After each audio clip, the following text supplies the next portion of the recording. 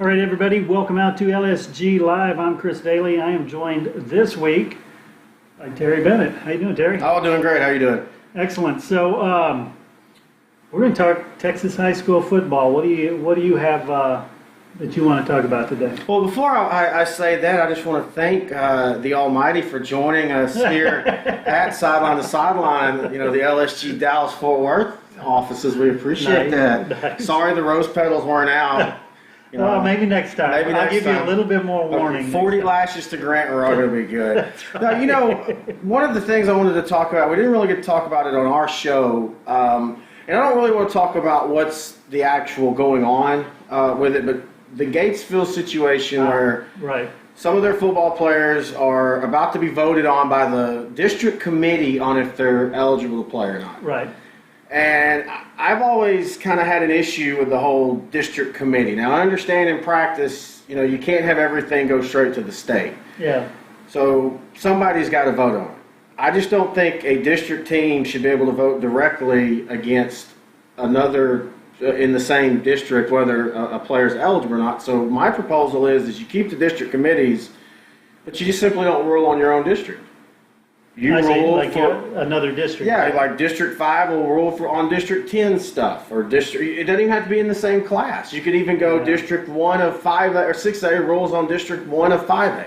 Right. But that way you get that to where, and the reason I'm saying this is if the statements are true, somebody supposedly told some of the Gatesville people that were doing it that, well, basically we're checking you out because you're winning. Oh, yeah. So, Yeah. and I've always felt the district committee, and I know a lot of people will vote fair, but you will always have those people, and I can't even blame them.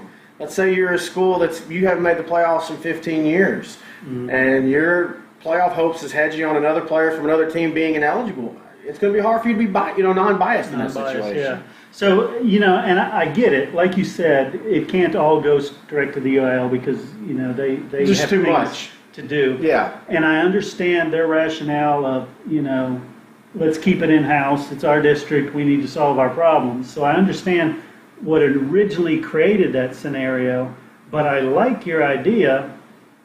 It makes me wonder, though, let's say, you know, you go one district over or a different class or wherever you go.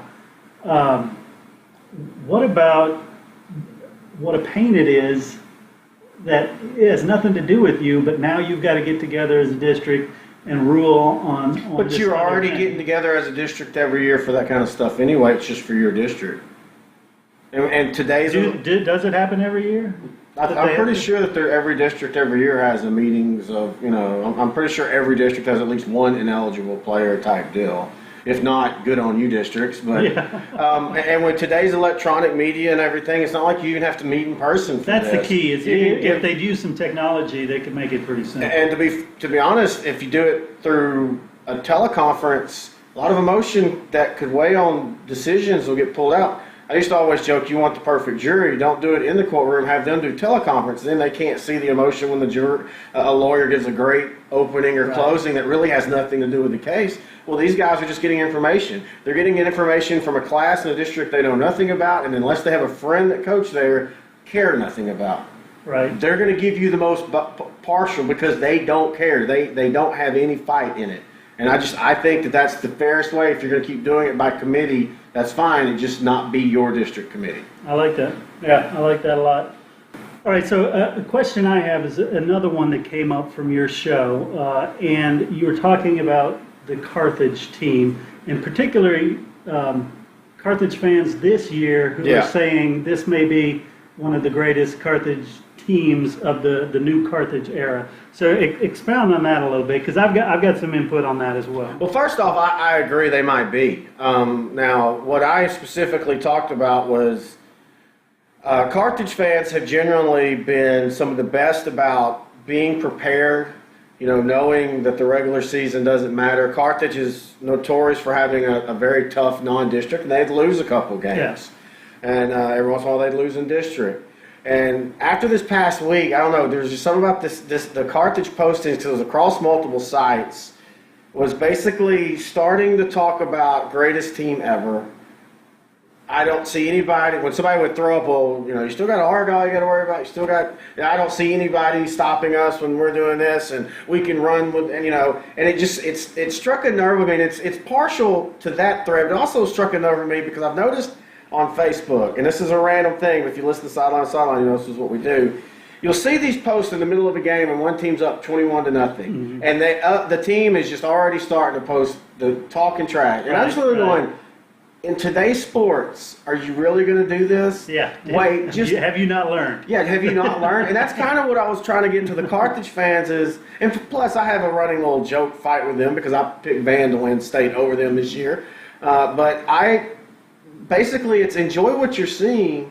Don't get ahead of yourselves. Right. Because in today's sports, and I use the example, they were the underdog against that greatest Brownwood ever, the greatest offense that's ever been in 3A, maybe the best wide receiver in 3, the most prolific, best all-around team. And Carthage was that team that kind of just kept churning, and then boom, by the time that game got there, I think Carthage was about a 50-50 split on who everybody thought would win the game. And of course, Carthage with Hunter Holland, he rambles for 345 yards or something, and they win the game. But it's enjoy the ride. Don't get ahead of yourselves. Don't worry about where your team is. Right. We're in this instant greatest of all time. LeBron James, was he the greatest of all time? Let the man finish his career. Right. Carthage fans, let the Bulldogs finish the season. Then we can start talking about, for you, how upset you are when Van beats them in the state championship. Or when you get your ring, then start comparing from last year to the from last year. Rings were late from last year. Van, you can book it. Well, I tell you, for me, this Carthage team is the best Carthage team I've seen. Oh, I agree with that 100%. And with the exception of the start of that Gilmer game, they've been just dominant. Well, you say that. Hang on. You say the start of the Gilmer game, but they were trailing or within a possession with Henderson and Kilgore. What has impressed me with Carthage this year is that ability they've always, Coach Surratt and his staff has always been great on adjustments. It seems like this year though it's in tune even more because what they went out and did against Gilmer wasn't a comeback that when you look at it, go, man, Carthage got so lucky. Oh man, they came out. That wasn't luck. They physically dominated Gilmer, a team that had been running the ball well on them in the first half, shut the rundown game, which then forced Poppy Brown to have to pass more, and Carthage started getting pressure with the front three, and that was just textbook domination.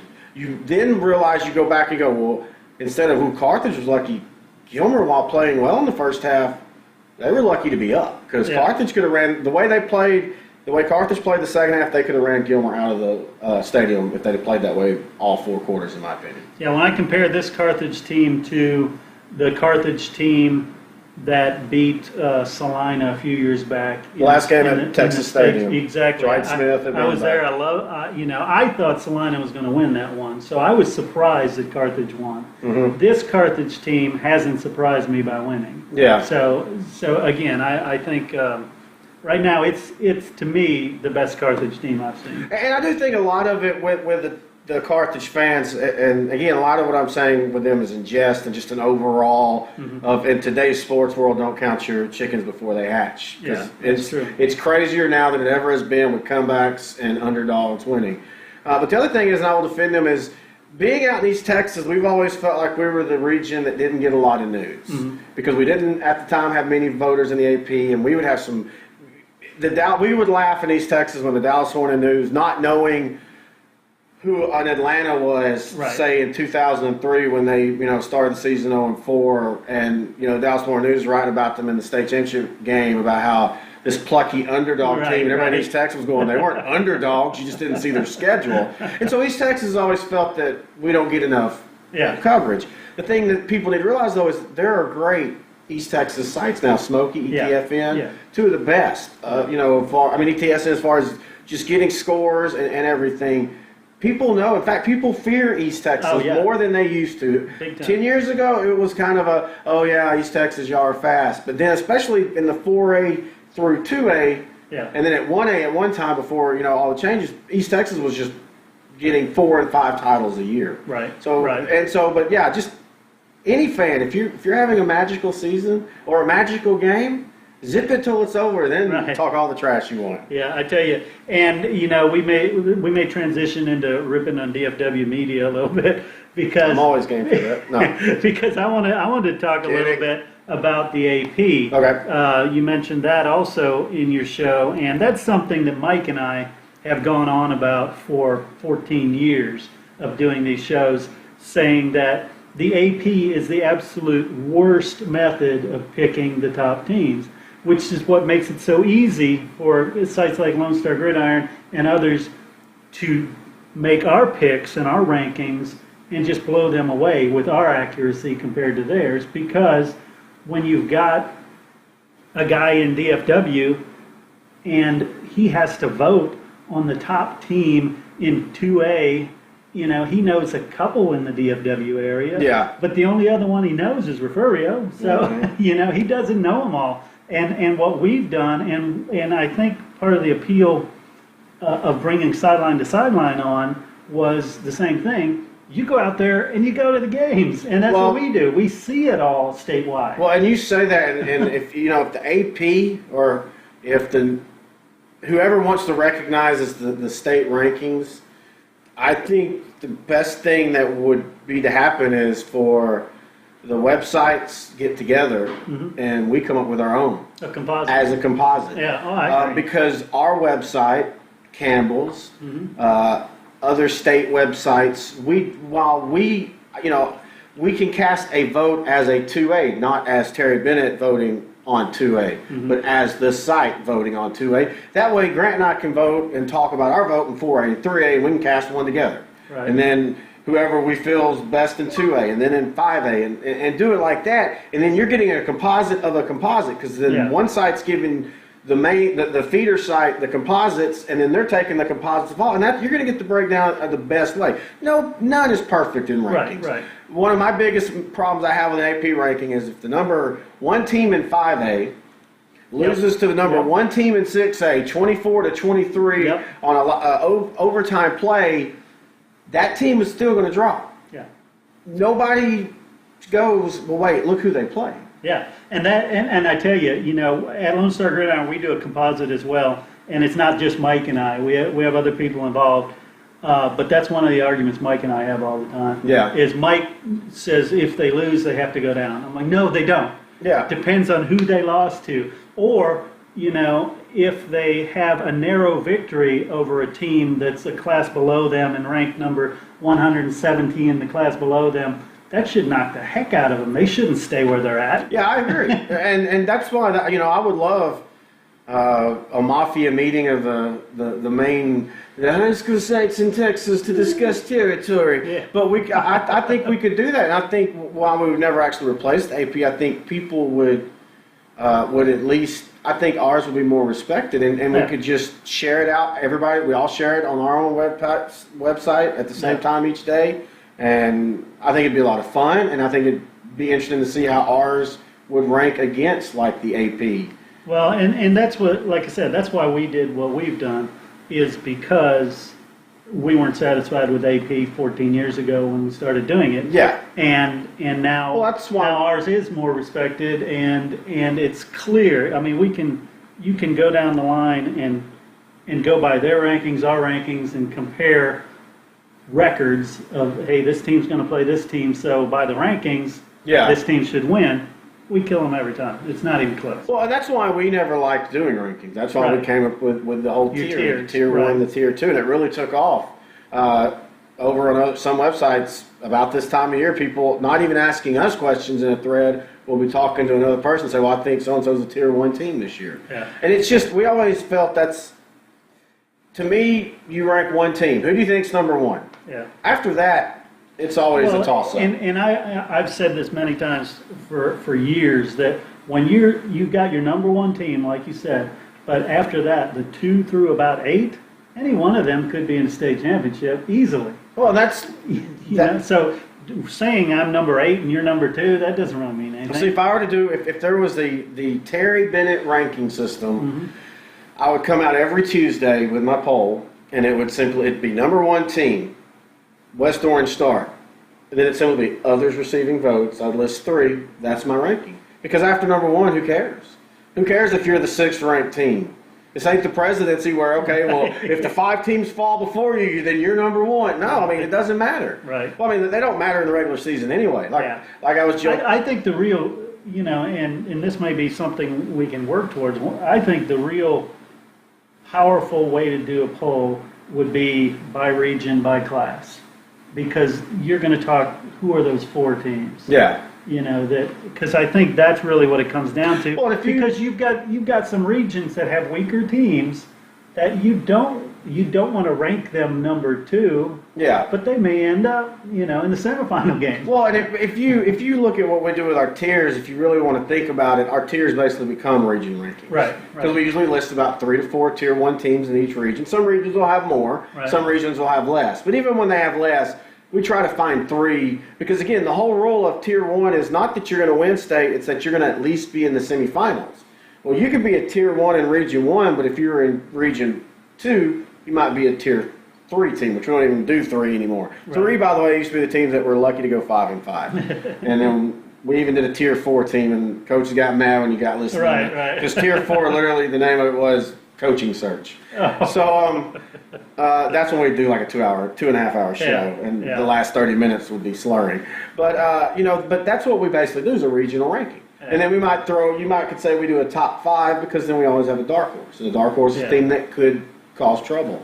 But yeah, I've never liked a voter in Tyler voting on a team in El Paso or a voter in El Paso voting on a team in Tyler. It makes no sense. It's easier now. See, it's easier now for that. That's a cop-out to me for voters. Yeah. Well, I get to see them. There are enough message boards. Huddle alone, you can see almost every game. I mean, that's what, everybody always asks, well, how do you get, y'all go to 1 game, maybe 2, how do you see it? Huddle. Yeah. We have so many coaches send them, hey, I want you to check this out. And you'll be surprised when coaches know that they're not going to be, I'm not going to say Coach so-and-so said this about his team. He'll be honest and say our defense was lazy or our defense didn't play, and I can say that. Yeah. And I say a lot of the things that it sounds like we're giving our opinions, and it's like, well, how did you, even on film, we talk to a ton of coaches. Right. And they'll base it, and they know, they've learned that they can use us to say what they want to say to the team. Because we have been into locker rooms before where some of our stuff has been put up.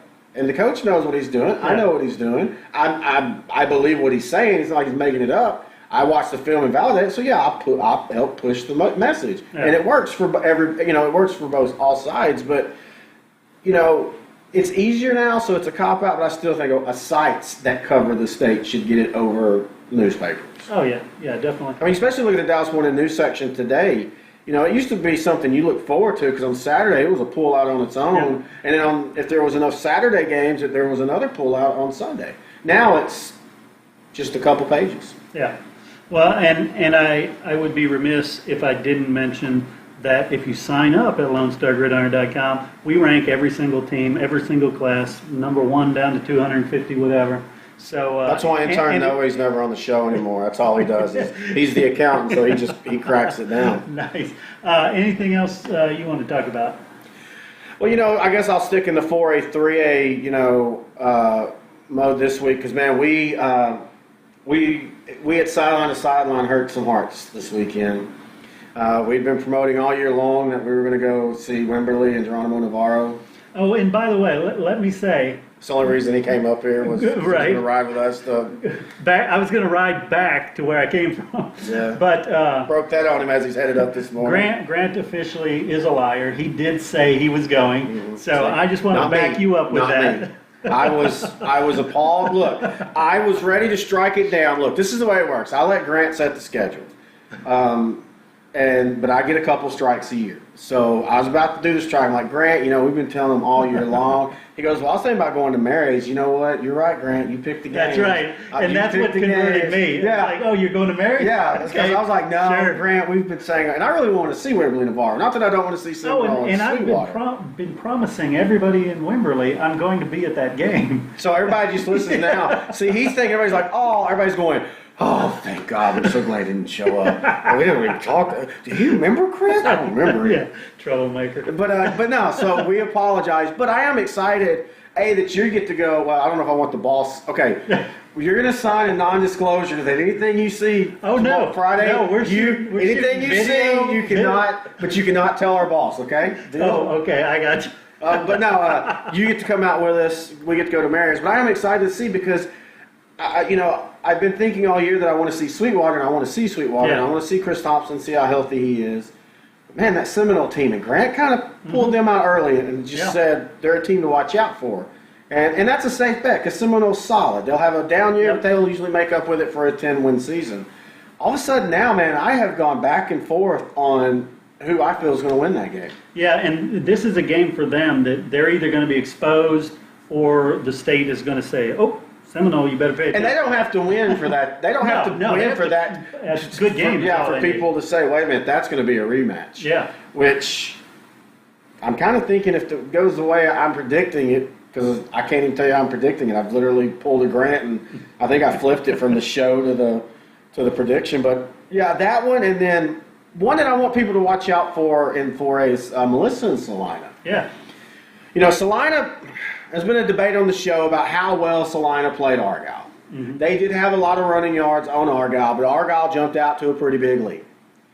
But Salina after that was kind of rolling along until Caddo Mills 2 weeks ago. Right.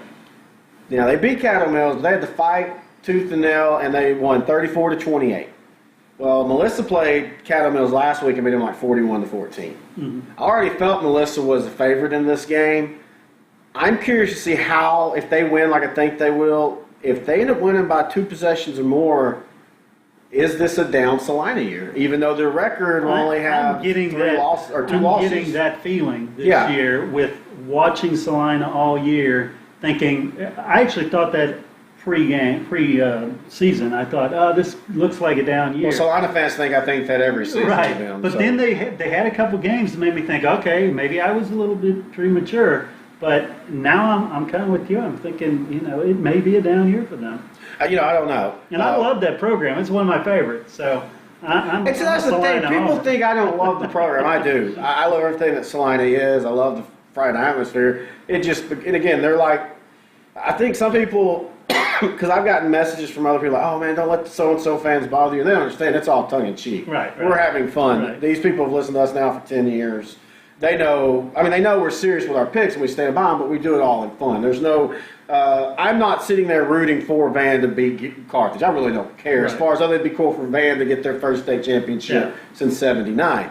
But if they win, that's great for me. I will make a wrestling big deal about it, but it really isn't that big of a deal. But Salina's the same way. Salina needs to be good. Yeah. Odessa Permian needs to be good. Right. When those teams are good, I love that Odessa Permian and San Angelo Central have a great matchup this week. Yeah. You want that because that's what piques people's interest that are kind of like that on-the-fence football fan, that if Odessa Permian's in it all of a sudden, and they live 30 miles from Arlington, I might go check. I haven't seen Odessa Permian since '88. I'm going to check them out. NFL when the Cowboys are winning. Yeah, exactly. You want the good. You want the good teams and the good teams. Love them or hate them. Yeah. They have to have good teams. The good teams that are that are even the bad guys. Like I'm really curious to see when the Patriots dynasty winds down. Mm-hmm. Do they become a team that if they're down, we need them to be good, or is that just going to be a 15-year window? No, they disappear. Well, see, and that's the interesting thing about, like, even in high school football, you look at like a Wascom, 3-year run, semifinals, 2 state championship teams. The year before the semifinal got knocked out of the playoffs by a ruling. Again, going back to what I say. Right. And that was a team that could have been a dark horse to make it pretty far. So that's a 4-year run. Well, everybody, or not everybody, but some from Wascom were giving me a hard time last year when I was saying, is this everybody goes, oh, they're just young, they're reloading. Well, are they reloading? Right. Or was that just are they rebuilding? Yeah, are they rebuilding and going back to where they were before? Yeah. Looks like they're rebuilding. Reloading. We'll find out this week. But so far, I've been very impressed. And one of their losses was against a team in Jefferson that is literally blowing everybody out of the water, and Wascom had a chance to win that game. Yeah. Yeah, and that's a team that I, too, was already off the bandwagon thinking, well, that run has been over. But they've surprised me, and they're still fighting. Like you said, this week will tell us a lot. So. And, that district's just been real interesting with Wes Rusk and Jalen Garland just doing what he does. As great as he is, I've been so impressed with that Raider defense is doing. Yeah. And then just the battles with ARP, Elysia Fields, Wascom, you just don't know what you're going to get week in and week out. ARP, they have a tough loss, and it looks like they're going to bounce back, and then Elysia Fields blows the doors off of them. Yeah. And so that district is one of those districts that the fourth place team could end up playing in the region finals very easily. Nice. Yep. We're going to wrap it up here. For Terry Bennett, I'm Chris Daly, and we'll see you at the game. Rice! Nice.